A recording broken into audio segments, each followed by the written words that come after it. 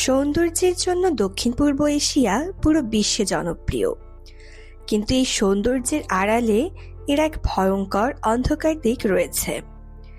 এশিয়ার এই অঞ্চলের পাহাড়ি অরণ্যের গভীরে অবস্থিত একটি অঞ্চল গোল্ডেন ট্রায়াঙ্গল।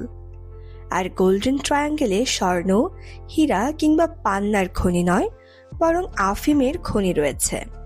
হ্যাঁ ভিউয়ার্স, দক্ষিণ পূর্ব এশিয়ার এই ত্রিভুজাকার অঞ্চলের পাহাড় আফিম চাষের জন্য অত্যন্ত উপযুক্ত। আর এই উপযুক্ত পরিবেশের জন্যই এই অঞ্চলে গড়ে ওঠা মাদক ব্যবসা একসময় পুরো বিশ্বকে কাঁপিয়ে দিয়েছিল। মেকং নদীর আশপাশের পাহাড়ি, দুর্গম এবং প্রশাসনিকভাবে কিছুটা দুর্বল এলাকাকে টার্গেট করে মূলত এই গোল্ডেন ট্রায়াঙ্গল গড়ে উঠেছিল। ভূ রাজনৈতিক দিক থেকে এটি মিয়ানমার, লাওস এবং থাইল্যান্ড এই তিন দেশের সীমান্তের মিলনস্থলে অবস্থিত। কিন্তু এই গোল্ডেন ট্রায়াঙ্গলের জন্ম ঠিক কিভাবে এবং কার হাত ধরে হয়েছিল, ভিডিওর এই পর্যায়ে চলুন সেটি জেনে নিই। 1949 সালে চীনের কমিউনিস্ট বিপ্লবের পর চীনের কুমিনটাং বা কেএমটি বাহিনীর বেশ কিছু সদস্য মিয়ানমারের উত্তরে পালিয়ে আসে। এরপর তারা মিয়ানমারের স্থানীয় উপজাতি গোষ্ঠীগুলির সাথে মিলে আফিম চাষ এবং আফিমের ব্যবসা শুরু করে। পাহাড়ি দুর্গম অঞ্চল হওয়ায় এই অঞ্চলের সরকার এবং আইন শৃঙ্খলা বাহিনীর নিয়ন্ত্রণ ছিল অত্যন্ত দুর্বল। ফলে মাদক উৎপাদন এবং পাচার দ্রুতগতিতে বেড়ে যায়। 1960 এবং 70-এর দশকে ভিয়েতনাম যুদ্ধের সময় যখন মার্কিন সেনারা দক্ষিণ পূর্ব এশিয়ায় অবস্থান করছিল, তখন এই গোল্ডেন ট্রায়াঙ্গল থেকে আমেরিকান সৈন্যদের মাঝেও হেরোইন সরবরাহ করা হতো। এমনকি এখান থেকে সিআইএ এর গোপন বিমান সংস্থা এয়ার আমেরিকার মাধ্যমেও মাদক পাচারের অভিযোগ উঠেছিল। 1970 থেকে 1990 পর্যন্ত সময়ে পুরো গোল্ডেন ট্রায়াঙ্গলের আফিম বাণিজ্য নিয়ন্ত্রণ করতেন খুনসা নামক এক ব্যক্তি। তিনি ছিলেন মিয়ানমারের শান প্রদেশের একজন গেরিলা নেতা।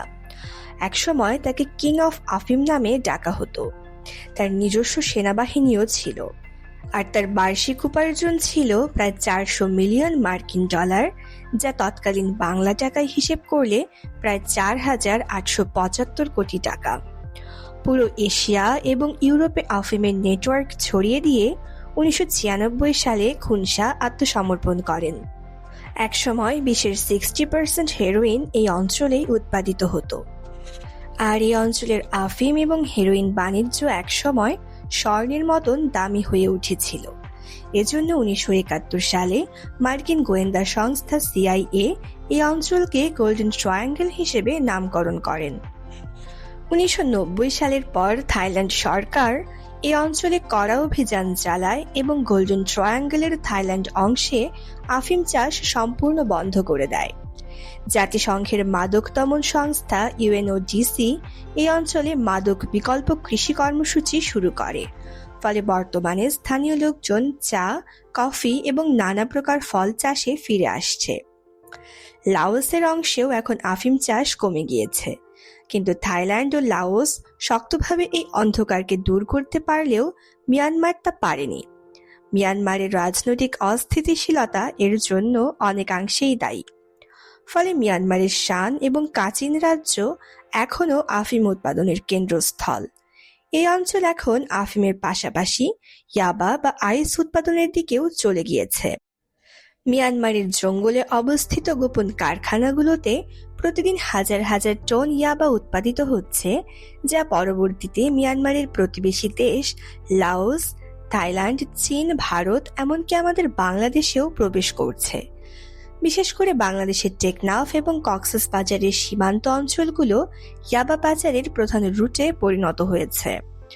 ইউএনের 2024 সালের রিপোর্ট অনুযায়ী দক্ষিণ পূর্ব এশিয়া এখন বিশ্বের বৃহত্তম সিনথেটিক ড্রাগ মার্কেট।